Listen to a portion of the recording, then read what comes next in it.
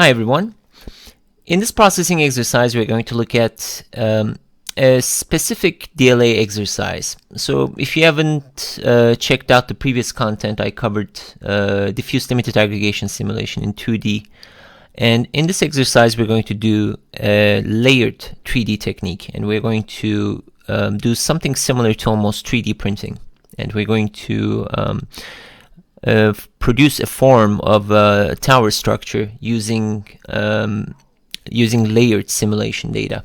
So I'll quickly show you what the exercise is going to look like, and we're going to do this in 3D. And imagine that we have a simulation layer like so, and there are agents that are moving in the simulation area, and these agents are attaching themselves to an accumulated form here that we see, right? So basically it's a process akin to printing. So we are going layer by layer, and each layer adds on to the previous layer, and we're copying the previous layer to the next layer as well. So we're going to do this in a bunch of steps, and when the simulation reaches to the bottom, we're just going to stop it, right? So the controlling the speed of the simulation somehow affects the complexity of the tower you can produce as well. So I'm controlling a bunch of parameters here, but basically we can control the rate of spawning these agents in the simulation plane, and we can control the speed of how we move the simulation plane, right? So each time this one of these agents attaches itself or gets into close proximity with these frozen cells, we pretty much add that to the existing structure, and then we copy it layer by layer, and we produce this type of aggregating layered DLA simulation almost. So you can think about this as like the time steps of the simulation, right? So we are printing it in space. So we're going to build this from scratch now, so that I can walk you through of how to go about building something like this. So I'm going to start a new sketch. Basically start with importing the camera. So I'm going to do, let me change my keyboard, import pz.star, which imports all the pz functions that we want, and then I'm going to do pzcam as my camera, right? And let's initialize our camera. So I'm going to do void setup, and inside setup I'm going to specify a size 600 by 600 p3d for the three-dimensional simulation, and then we're going to initialize our camera cam, new pzcam. We're going to pass in the sketch and then give a single parameter, and we're going to do a bunch of things. Set minimum distance, which is going to be 50. Cam dot set maximum distance, so this is going to specify the depth of our camera. And then I'm going to use a suppress roll rotation mode for this one. So when we run it, basically we can scroll around the camera, scroll around the 3D environment. And let's create our void draw as well. I'm going to do background. I have a small typo. We're going to do background as 255. And then let's see. The next thing is we can actually visualize a box for the 3D environment, so that we can start seeing things. So I'm going to do show simulation box for the single geometry that we want to show, and we need a function for that. So void simulation box. We don't have any input parameters for that one. And inside of it, the way I create geometry in 3D is basically use the push and pop matrix functions. So I'm going to start by pushing the current transformation matrix of the 3D environment, then translate it to the middle, and we can specify kind of a resolution. So let's call that size. So I'm going to do int size equals 60, and we're going to pass that on as a parameter. So first I want to translate the matrix to the center of this.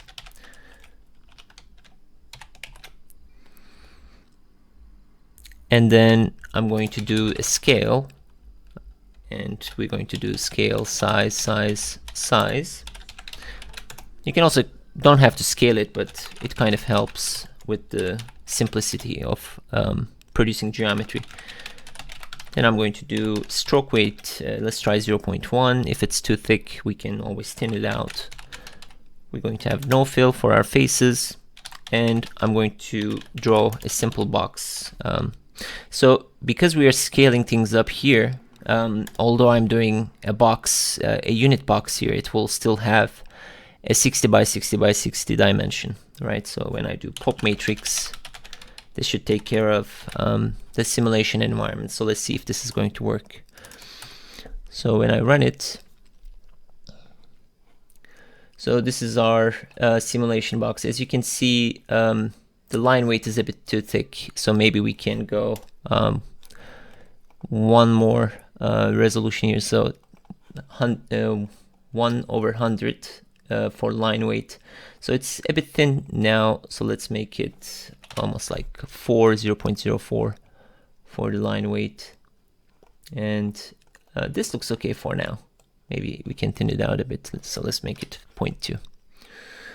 So that takes care of the simulation box. So let's now look at how we're going to keep track of the tower form. So I need a three-dimensional cellular automata for that. So I'm going to do float, and I'm going to have a three-dimensional array, and let's call it CA for short. And we need to initialize this, so I'm going to say call a reset function under setup, and under reset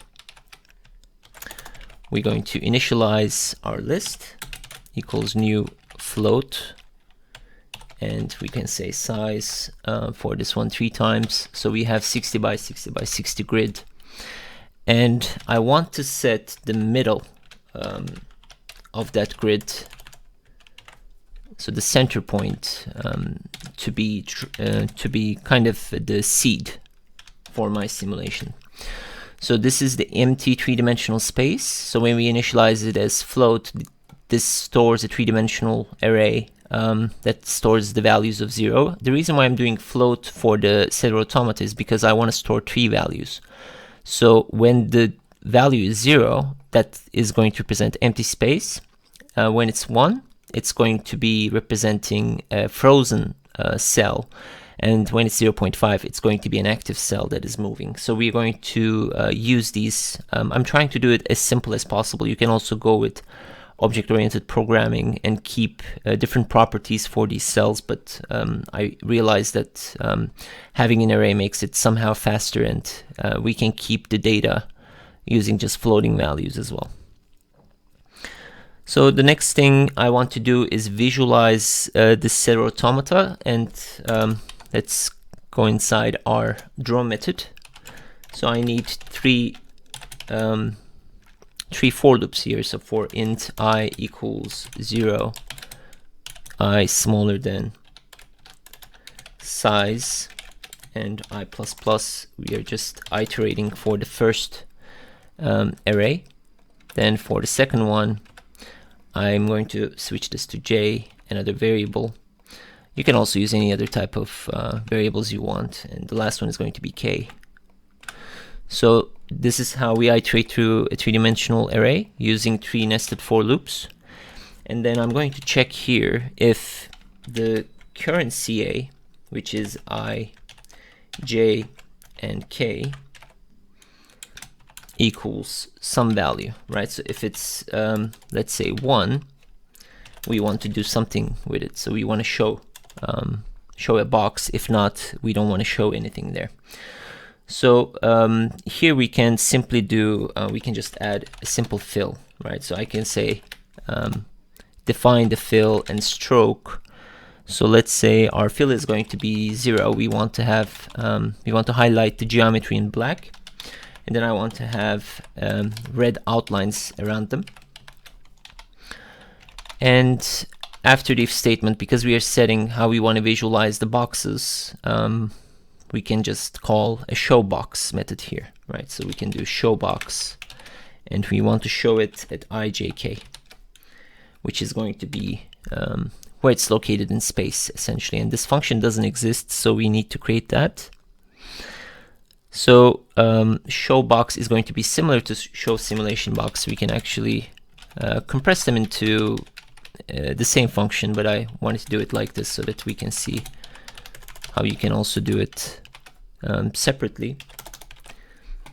And inside of this, we're going to use something similar. So we're going to start with push matrix, but this time we want to translate using the x function, right? So we're going to do, we want to translate by x, and we want to do, I want to keep a unit for these. So I want to do, let's say if it's x is sitting at the index 40, we want to move to 40.5 so that we can move to the center of that box, and then we can model a simple unitary box there.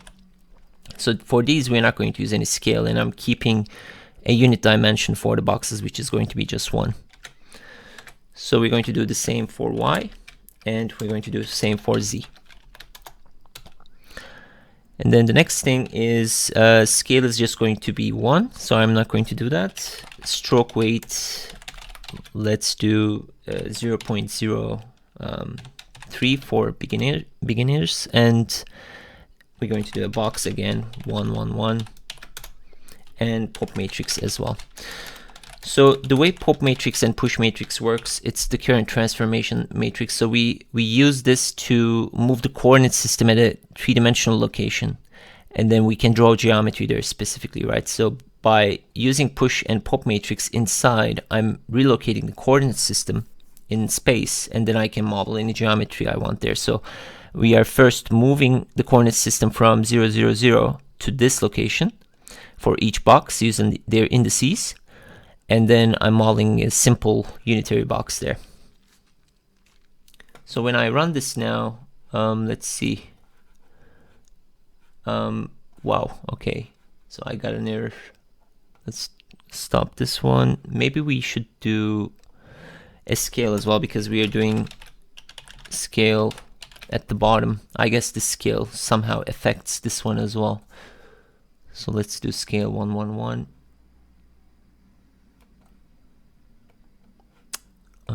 No, maybe I'm missing something. Let's see. Stroke, fill. This seems to be correct.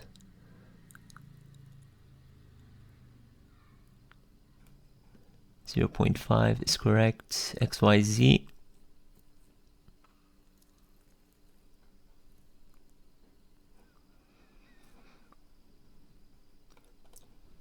This is also correct. Oh, maybe we might have to do else here, right? So if we don't do it, then it's going to just keep the same fill and stroke value. So we don't want any fill and any stroke. So for now, we only have solid boxes and empty boxes, so we want to take that out. So let's see if that takes care of it. Yeah. So as you can see, this is the cell in the middle, and what I want to do is start at a location. Let's call that a 0. So starting from z as 0, let's first move this to the bottom. So I want this to be basically the initial seed to rest at the coordinate system, the default coordinate system. So its z value is going to be 0. And then we want to move up, right? So I want to also have a simulation plane where the simulation is happening. We're going to do it first in 2D, and then we're going to move it further up. So when we run it again, now that we changed the reset, this should be resting on the at the bottom. So this is our initial seed. and the red lines around the stroke, they're not too visible, so let's make this a bit thicker. So let's try 0.5 so that we can see it a bit better. Yeah, this looks a lot better. And the first thing I want to do is basically run the simulation on the ground plane. So I want to first I want to be able to spawn agents that move randomly on the coordinate system, and then when they're close to this frozen box, frozen seed, I want them to switch to a frozen state as well, right? So that's how DLA works basically. So for that one, what I need to do is I want to be able to spawn random boxes. So I want to do this inside the draw function. So we can do it using kind of a timestamp, right? So we can say basically processing keeps a frame count, so it starts with 0, it starts with 1, and then it increases this. So imagine it going at 24 frames per second for 1 second, right? So there are 24 frames in a second. So we can use it kind of a timestamp to control how fast we want to spawn new boxes. So let's say I want to check for mod 6. So if the frame count is 6, and when we divide it by 6, if the remainder is 0, then this is going to be basically at each 6th frame we can do something, right? So this will control the speed of our simulation. And when this happens, what I want to do is spawn a random box at the coordinate system. So I want to do this for x and y, but for z I want to keep it on the coordinate system at the 0, and I want to specify it at 0.5. So the 0.5s are going to be the active cells. So we are basically here only doing states for 1, and this is probably going to be 0. And here, else if we can check for basically 0.5, right? So this is going to be 0.5, and inside I want to just draw a fill and stroke that is, let's say, 40. So we're going to have a gray tone here. Else if, let's see, else if we need to check for something, so we need to check if this is 0.5, right? Okay, so that looks good. Now at each 6th frame we're going to spawn a gray box basically on the coordinate system. So let's see how that looks.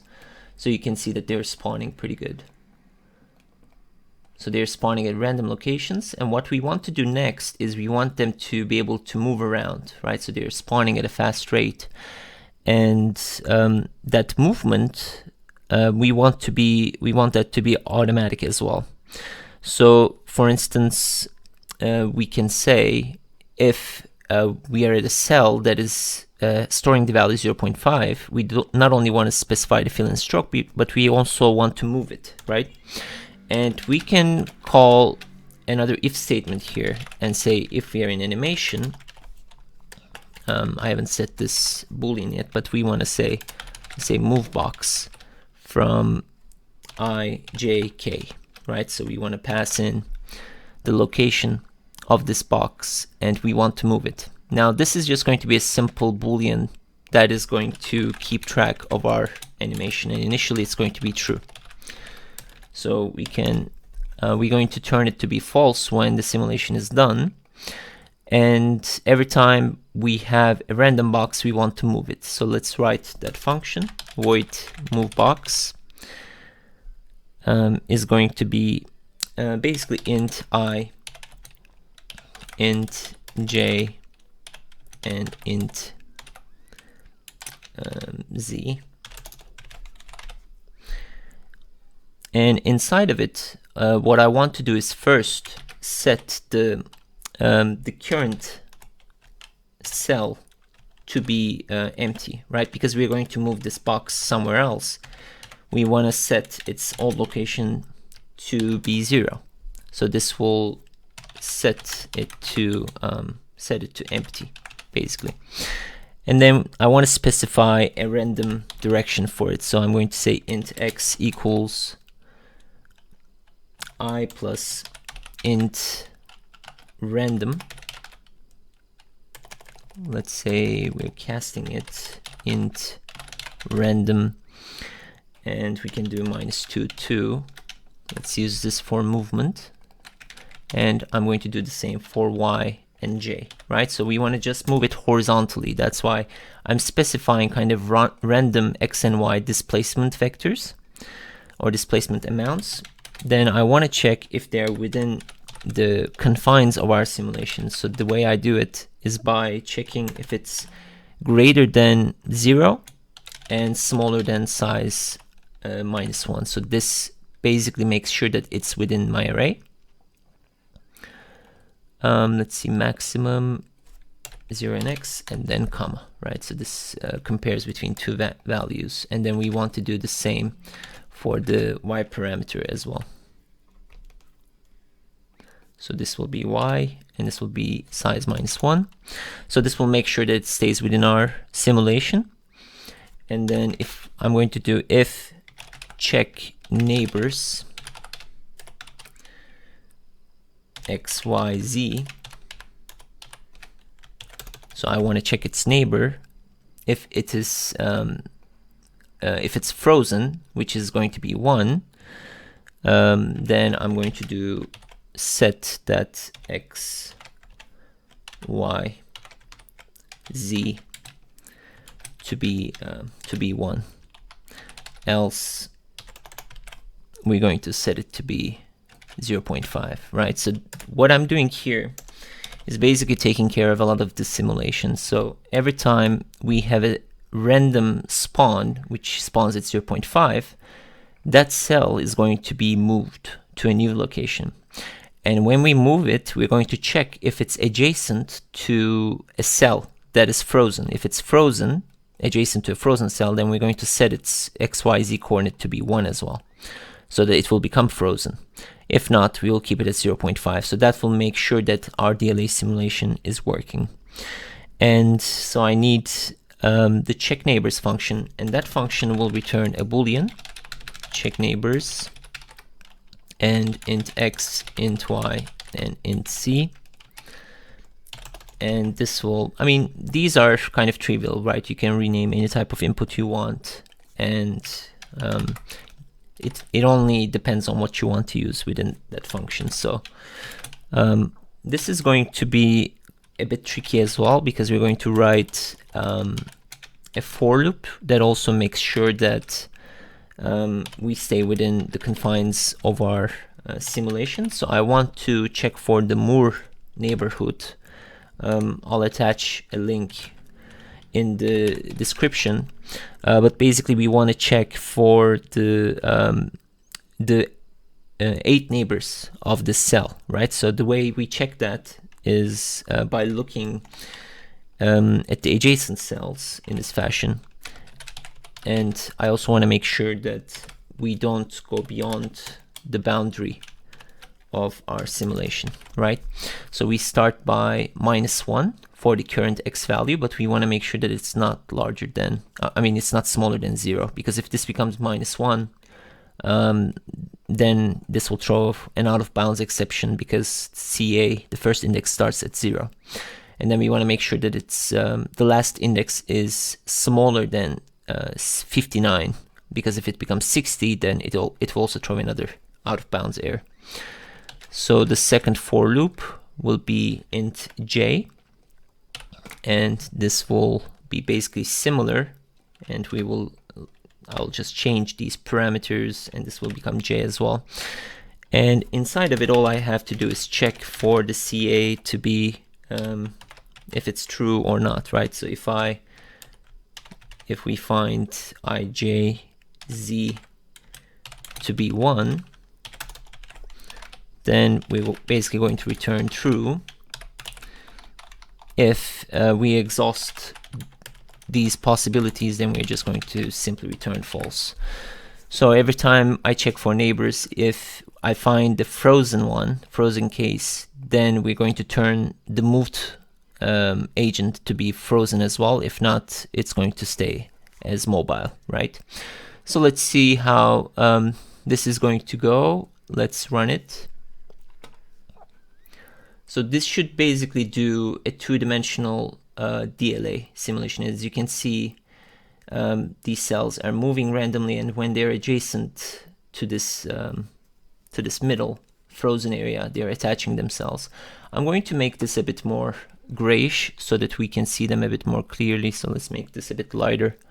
Let's make it 100. I'm going to run it again so you can see.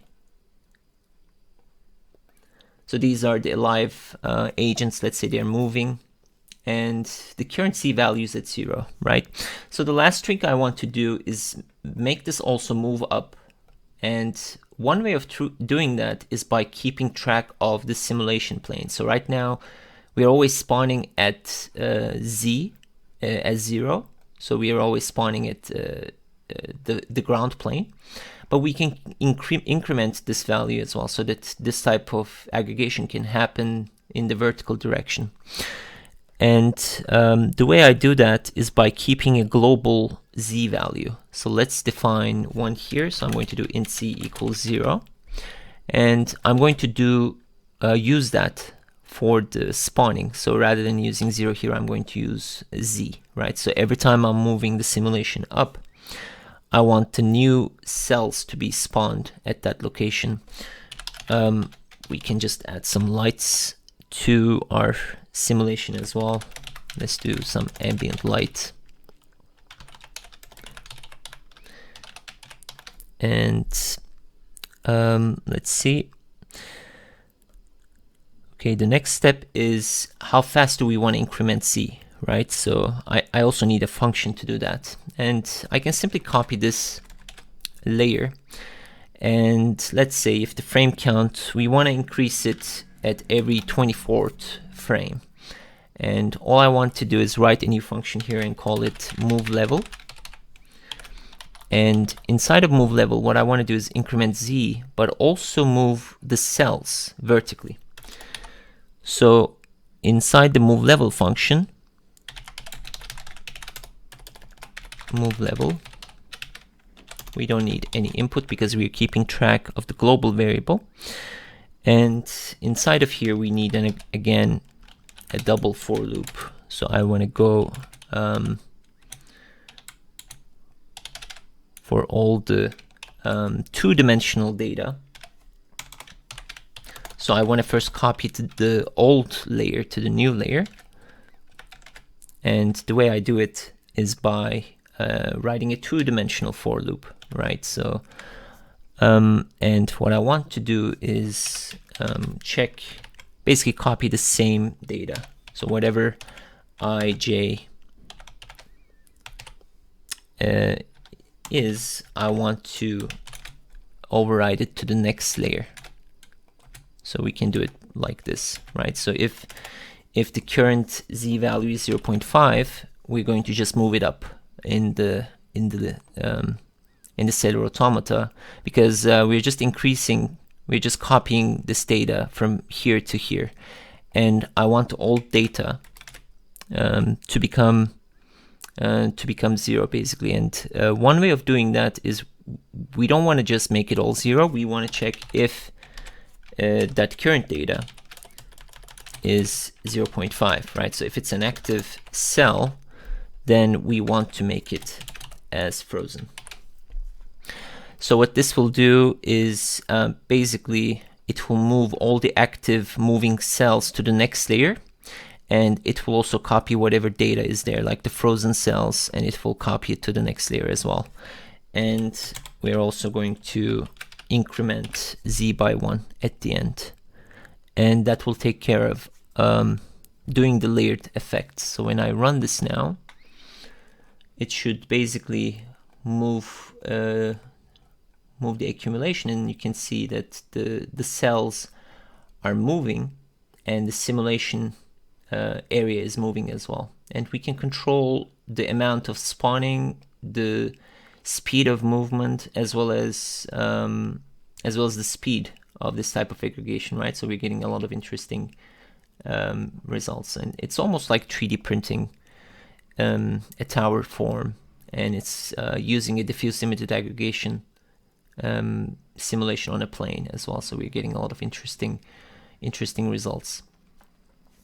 So one last thing I can add is kind of a visualization for the simulation box, and adding a termination for the simulation, because if we don't want it to crash when it reaches the last layer, right? So one way of stopping the simulation is by checking here what our current z value is. So if z, the global z, is size -1, so if we reached 59, then we can simply turn animation as false, right? So that we won't call movebox function. And we also don't want to call these as well. So we don't want new boxes to be spawning. So I can simply add end animate functions here, so that if animate turns false, then we won't move the level, or we won't spawn new agents as well. And the last thing is, I guess we can add the, let's see if I can find it. I wanted to also draw the simulation box, and I can simply do it here actually. So we are showing the simulation box, and after showing the simulation box, I can add here no fill, push matrix. So similar to, I know I'm doing this a bit redundant but you can see it in a bunch of ways, right? So we can do size divided by 2 plus 0.5, and same again. So this moves it to the bottom. Then we can do z plus 0.5, right? So z keeps track of the current height for the simulation, and we are moving to the center of it. Then I'm going to do scale, size, and 1, because we want to just highlight that layer. And stroke weight, let's make it stroke weight to be 0.1. And I simply want to draw a box there, and pop matrix. So let's see what we get now. So that is the simulation area basically, right? So that's the box I just added, and it shows you where the simulation happens. I mean, it took some time to for these things to attach. So let's make the animation, the move level animation, to be slower. So let's make this slower, and let's spawn a lot more frequently and see what happens.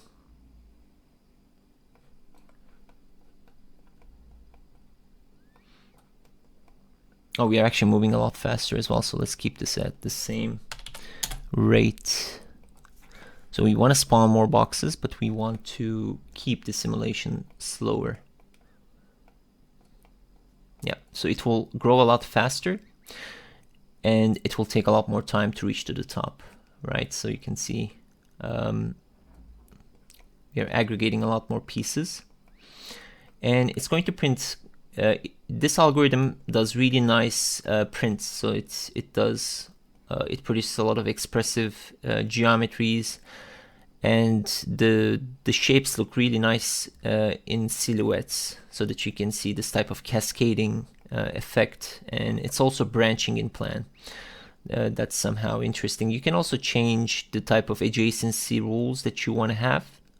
Basically, maybe you don't want to attach when the cells are diagonal. You want them to attach when they're face to face.